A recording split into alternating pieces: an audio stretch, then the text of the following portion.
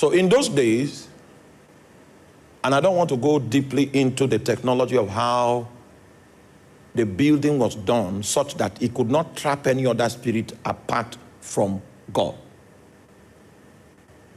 The building was done in such a way in the Old Testament that it captured the dimensions of human servants. It captured the dimension of angelic servants. So in the book of Luke chapter 1, where you see that Zechariah came to offer incense and he had an encounter with Gabriel, it is expected, because the temple was built to capture the offices of men, to capture the offices of angels, and the Holy of Holies was built to capture the office of cherubims and to capture the office of God. So that if God leaves his throne and enters into the temple, he won't know that he changed realm, because this, do you understand it? That the Holy of Holies was built to mirror his dimension, so he doesn't know that he changed realm. But we have trapped him in that place, and we can receive his counsel, we can hear his voice, we can see his illumination. So that was how it was in those days, and I don't have time to go deeper. It's not for today.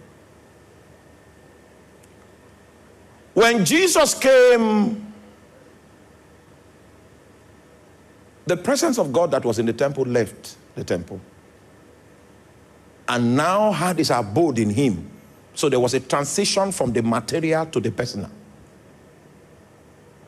So you'll find scriptures that say in him, give me Colossians chapter 2 verse 9. There was a transition from the material to the personal.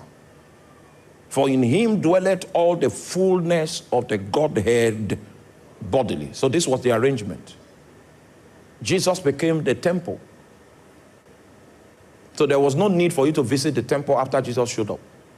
Because if you go to the temple, you will not meet the presence of God there. The presence of God was trapped in a man.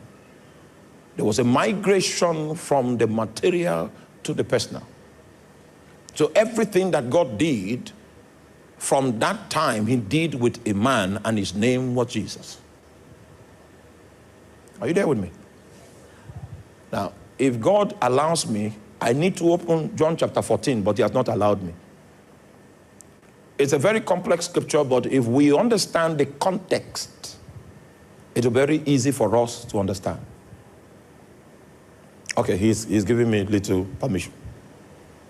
You know, in the book of John chapter 14, Jesus said, in my Father's house are many mansions. Are you there?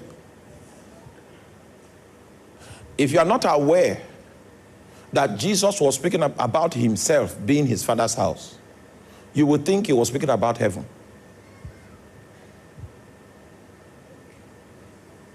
Because he was, don't forget Colossians chapter 2 verse 9. That's why I asked them to put it on the screen. He was his Father's house. He was the dwelling place of God. He was the temple. Are you there?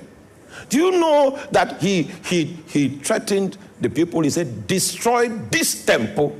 And he was talking about himself. And I will rebuild it in 3 days. So in my Father's house, there are many mansions.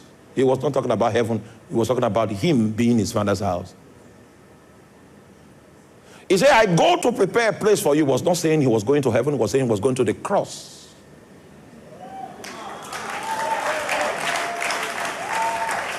Because when he went to the cross and he died on the cross, he was buried and then he resurrected. Are you there? So there was another transition from his personal human body to a mystical body. First of all, he started from a material